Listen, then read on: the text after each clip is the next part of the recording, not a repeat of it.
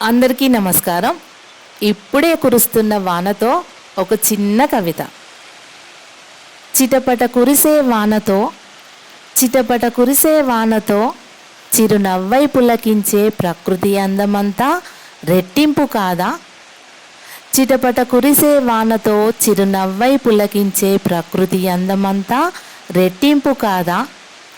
చినుకు చినుకులో దాగిన అమృతమంతా, చినుకు చినుకులో దాగిన అమృతమంతా ధరణినంతటిని ఆనందింపజేస్తుంటే, చినుకు చినుకులో దాగిన అమృతమంతా ధరణినంతటిని ఆనందింపజేస్తుంటే కొత్త ఆయువునంతా మనకు ధారపోయిను కదా, కొత్త ఆయువునంతా మనకు ధారపోయిను కదా.